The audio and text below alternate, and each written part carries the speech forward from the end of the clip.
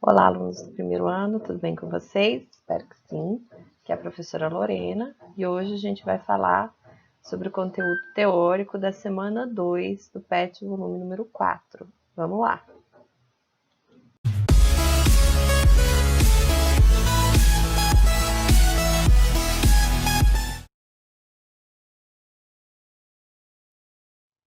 Ou então, PET, semana 2 do PET volume 4, ele continua falando sobre a quantidade de movimento, só que agora a gente vai falar do princípio da conservação, tá?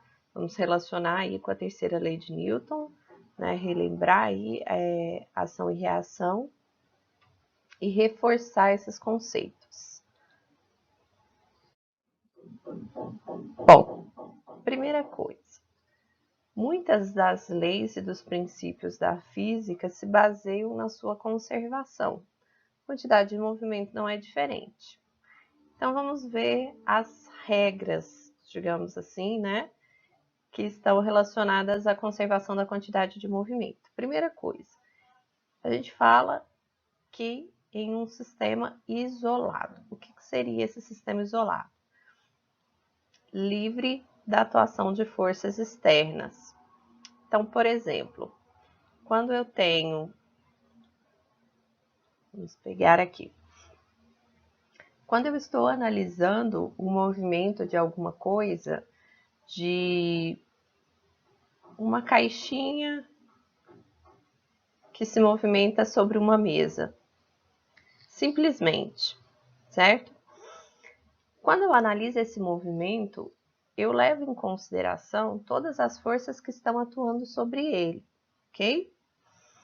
Então, aqui eu teria, por exemplo, uma força puxando esse bloquinho para a direita, eu terei a força peso, né, puxando ele aqui para baixo. Apesar de parecer no meu desenho, esse bloquinho não está flutuando não, então eu tenho força normal. E possivelmente eu tenho uma força de atrito, certo? Então, essas são as forças que estão atuando aqui sobre esse corpo, tá? E são as únicas forças que eu vou levar em consideração para fazer a análise do movimento. Então, quando ele fala livre da atuação de forças externas, que eu não tenho nem a atuação de nenhuma outra força que não sejam essas forças aqui que já estão representadas no meu desenho, ok? Vamos apagar aqui. Quando isso acontece, né? Quando eu estou analisando um sistema isolado e livre da atuação de forças externas, a quantidade de movimento é constante e o impulso é zero. Por que o impulso é zero? Porque nós vimos anteriormente que o impulso, no teorema do impulso, né? Que o impulso é igual à variação da quantidade de movimento. Coloquei aqui que a quantidade de movimento é constante. O que quer dizer isso? Se ela é constante, quer dizer que ela não varia, que ela não muda, né? Então, a variação da quantidade de movimento é zero. Toma cuidado. A quantidade de movimento é zero? Não. A quantidade de movimento ela tem um valor. Só que a variação dela é zero, ou seja, essa quantidade de movimento não muda, ok? Bom, o que é variação da quantidade de movimento mesmo? Quantidade de movimento final menos quantidade de movimento inicial. Isso tem que dar zero, ok? Vamos lembrar mais um pouco ainda, que quantidade de movimento é uma relação, é um produto entre a massa e a velocidade do corpo, né? Ela é massa vezes velocidade. Certo? Então, quantidade de movimento é massa vezes a velocidade. Quantidade de movimento final vai ser a massa vezes a velocidade final. Quantidade de movimento inicial vai ser a massa vezes a velocidade inicial. Certo? Bom, nós temos esse menos aqui, né? Porque quando a gente fala em variação, eu faço sempre o valor final menos o valor inicial. Então, se eu passar esse termo que está negativo para o lado direito, ele vai passar positivo. Então, resumidamente, a gente pode dizer que quando acontece a conservação da quantidade de movimento, é quando a quantidade de movimento final é igual à quantidade de movimento inicial. Aqui eu coloquei um GIF, né, de uma batida acontecendo, de uma colisão, porque a gente vai aplicar essa conservação da quantidade de movimento nas colisões, tá? Nos movimentos de batida, principalmente. Nos exercícios ele vai falar, talvez, ao invés de usar a palavra colisão, ele pode falar de encontros, né? Então, quando dois corpos se encontram, se colidem, batem um no outro. E essas colisões, elas podem ser de dois tipos. Elas podem ser elásticas e inelásticas, tá? O que diferencia basicamente as colisões elásticas e inelásticas? O que a gente precisa saber para esse momento, tá? Para agora. Em ambos os tipos de colisões, sejam elas elásticas ou inelásticas, vai acontecer a conservação da quantidade de movimento. Então, vejam que esse termo aqui é um termo comum para os dois tipos de colisões, tá? Em qualquer um dos dois, a quantidade de movimento vai se conservar. O que diferencia os dois tipos é a energia cinética, que na colisão elástica ela se conserva e na colisão inelástica ela não se conserva. Professora, mas a gente ainda não estudou energia cinética. Realmente, não estudamos energia cinética. Então, a gente pode pensar de uma outra forma para diferenciar as colisões elásticas e inelásticas, que eu vou falar aqui nos próximos slides, ok? Então, continuando, ó, dentro das colisões elásticas, a gente pode separar em colisões perfeitamente elásticas e parcialmente elásticas. Vamos começar falando das colisões perfeitamente elásticas. Nesse tipo de colisão é quando os corpos batem e seguem separados, tá? Então, aqui eu tenho um carrinho batendo num caminhão. O carrinho tem velocidade e o caminhão não, inicialmente, né? O que a gente chama de antes ou de inicial. Quando ele bate no caminhão, o caminhão que estava parado começa a ir para frente e o carrinho que está vindo para frente começa a ir para trás, tá? Eu quero que vocês reparem no seguinte, a massa, vamos olhar para esse quadrinho aqui. A massa do carro é 1.000, do caminhão é 3.000, tá? Em quilogramas. Inicialmente, a velocidade do carrinho é 20 e a do caminhão é 0, certo? Depois da colisão, a velocidade do carrinho é menos 10 e a velocidade do caminhão é 10. Fala assim, mas velocidade menos 10? Lembra que uma velocidade negativa indica que aquele objeto, né, está se movimentando contra o seu referencial. Então, quer dizer que foi adotado aqui que o meu referencial é positivo para a direita. Então, quem está indo para a direita está indo no sentido positivo, velocidade positiva. Quem estiver indo para a esquerda está indo no sentido contrário ao meu referencial, velocidade negativa, ok? Mas vamos nos atentar ao valor do momento. O momento do carro, eu vou anotar aqui porque está passando rápido, o GIF não está dando para acompanhar. O momento do carro antes da batida é 20.000 e do caminhão é 0. Depois da batida, o momento do carro é menos 10.000 e o do caminhão 30.000. Você fala assim, professora, mas como que a gente pode dizer então que isso está se conservando? Eu tenho uma conservação da quantidade de movimento do meu sistema, tá? O que é o meu sistema? É o carro e o caminhão juntos. Os dois que estão sendo analisados juntos, os dois que estão colidindo. Então, se inicialmente o carro tem 20.000 e o caminhão tem 0, 20.000 mais 0 dá 20.000, certo? Depois, no final, o carro fica com menos 10.000, porque ele passou aí para o lado esquerdo, né? Ele está vindo para uma direção, começou a ir para um sentido, desculpa, começou a ir no sentido oposto. Então, a quantidade de movimento dele passa a ser negativa.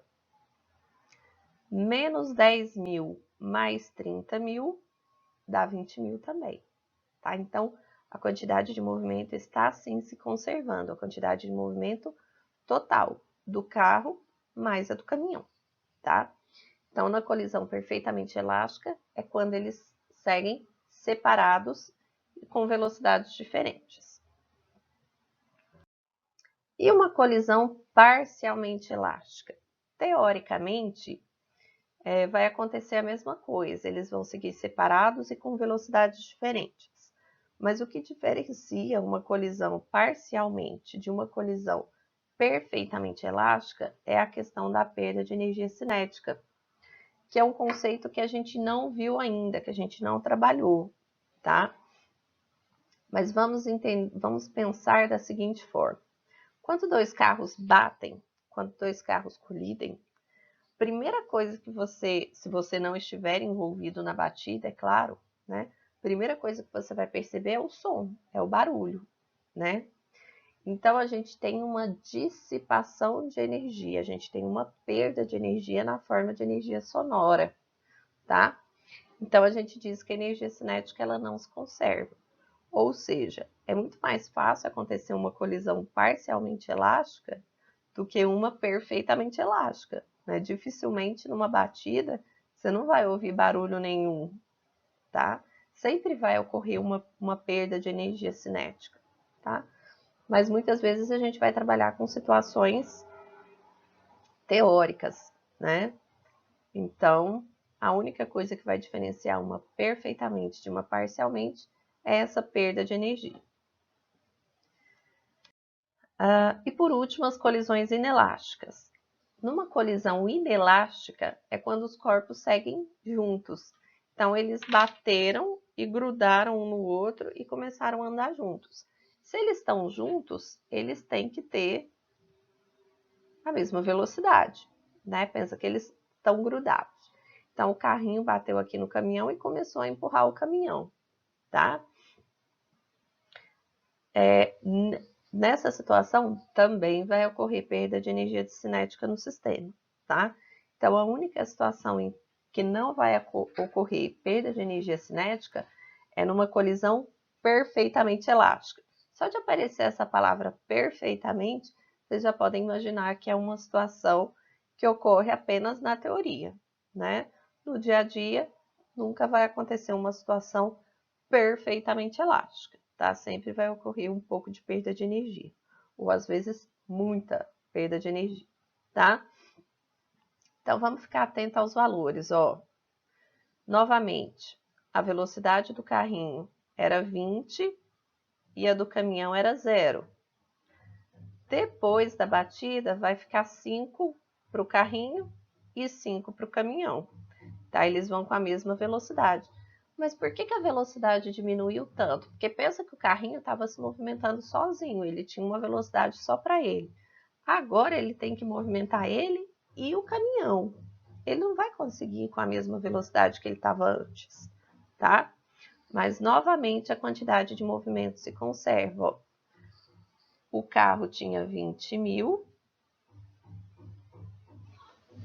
e o caminhão tinha 0. Depois da batida, o carro tem 5.000 e o caminhão 15.000. Repara que todo mundo agora é positivo, porque todo mundo está indo para o mesmo lado. 20 mais 0, 20. 5 mais 15, 20. Então, eu continuo com o mesmo valor da quantidade de movimento, antes ou depois da colisão. Ok? Bom, para dar vocês aí com os exercícios do PET, coloquei um exemplo aqui para a gente resolver, para que vocês possam fazer os exercícios, as atividades propostas no PET de vocês. Então, vamos lá. Um caminhão parado em um semáforo teve sua traseira atingida por um carro. Então, o carro não tinha velocidade, o caminhão, né? Não tinha velocidade nenhuma, o caminhão estava parado. Logo após o choque, ambos foram lançados juntos para frente.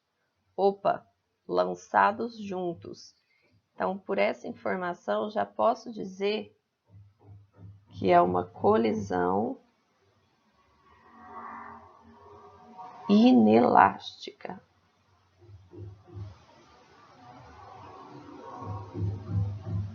Tá? Porque eles seguem juntos. E eles foram lançados juntos para frente com uma velocidade estimada em 5 metros por segundo. 18 km por hora. Vamos usar em metros por segundo, ok? Na mesma direção em que o carro vinha. Sabendo-se que a massa do caminhão é de 3 toneladas e a massa do carro era de 1 tonelada, determine a velocidade com que o carro trafegava antes da colisão. Então, primeira coisa, vamos pensar na situação. Toda vez que o exercício, principalmente o exercício for de cinemática ou dinâmica, tenta desenhar a situação, tenta representar para você entender melhor o que está acontecendo. Então, vamos desenhar o antes e o depois. Então, vamos lá. Antes. Bom, as minhas habilidades no desenho já não são muito boas. Desenhando na tela, então, nem se fala. Então, os meus carrinhos, o meu carrinho e o meu caminhão vão ser bolinhas, tá? O carrinho e o caminhão. Vou desenhar o caminhão como uma bolinha maior, beleza? Então, ó, antes que eu falo é antes da batida. O carro estava indo com uma velocidade para frente e o caminhão estava parado, tá? Eu vou chamar o carro de A e o caminhão de B, tá? Então, o carro estava com uma certa velocidade A e a velocidade do B era 0, né? O caminhão estava parado. Depois, o que vai acontecer? Depois, os dois vão juntos, eles vão grudados. Então, o A e o B agora estão grudados e os dois seguem juntos para frente com uma velocidade que o exercício me deu. 5 metros por segundo, ok? Então, essas informações são muito importantes. Essa velocidade do carro é o que o exercício quer descobrir. Com que velocidade que o carro estava antes dos dois baterem, né? Antes dessa colisão. Então, vamos montar aqui a quantidade de movimento final tem que ser igual à quantidade de movimento inicial.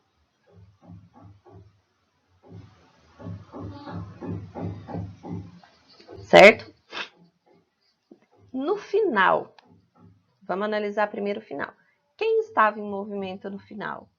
No final, estava em movimento tanto o carro quanto o caminhão. Então, os dois vão ter quantidade de movimento, tá? Então, no final, lembrando que quantidade de movimento é massa vezes velocidade. Então, no final, eu vou ter a massa do carro vezes a velocidade dele, que é V, mais a massa do caminhão, que eu estou chamando de B, vezes a velocidade dele, que é V também. Né? Lembra que no final os dois vão juntos com a mesma velocidade. No começo, quem que tinha movimento no começo? Lembra que no começo quem tinha velocidade era só o carro. O caminhão estava parado. Se ele está parado, ele tem velocidade? Não. Se ele não tem velocidade, ele não tem quantidade de movimento. Então, no começo, apenas o carro tinha quantidade de movimento. Então, fica massa A vezes a velocidade B. Você pode até colocar a do caminhão aqui e depois colocar que esse valor é 0. Tá? Pode fazer isso, mas não precisa. É 0, eu não preciso nem colocar, tá? Então, aquele pedaço ali da direita eu não vou nem considerar. Vamos substituir os valores, então? A massa do carro é 1 tonelada. Professora, preciso passar para quilos? Quando você estiver falando de conservação, tá? Quando você estiver jogando nessa formulazinha, você só precisa que a massa esteja na mesma unidade de medida para todo mundo. Então, o exercício me deu a massa do carro e a massa do caminhão em tonelada. Pode deixar em tonelada, tá? Não precisa passar para quilograma. Então, a massa do carro é 1 tonelada. E essa velocidade V, que é a velocidade final, é 5. O exercício me deu. A massa do caminhão é 3 toneladas. E a velocidade dele é 5 também, porque ele vai grudadinho com o carro. E, certo? Então, aqui é uma multiplicação, né? Não tá aparecendo a bolinha.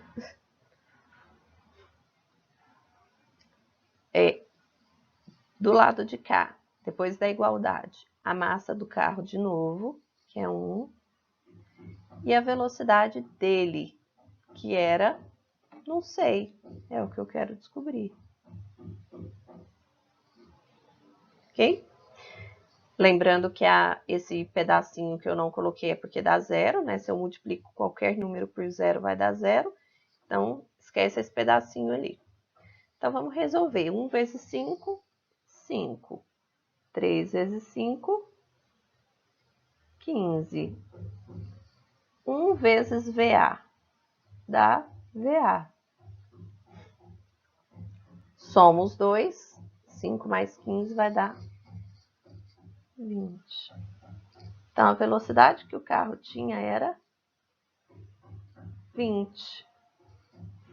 Depois que ele colidiu com o caminhão, a velocidade dele mudou para 5. Por quê? Lembra do que eu tinha falado antes. Antes ele precisava levar só ele, né? Agora ele precisa levar ele e o caminhão. Então ele não vai conseguir mais ir com aquela velocidade que ele tinha antes, tá? A velocidade dele diminui bruscamente, ok? Bom, então assim a gente finaliza a teoria da semana 2, a parte teórica. Agora é com vocês, tentem fazer as atividades e amanhã eu já posto o vídeo com a resolução. Mas é importante que vocês tentem fazer sozinhos, ok? Então, um abraço, fiquem bem.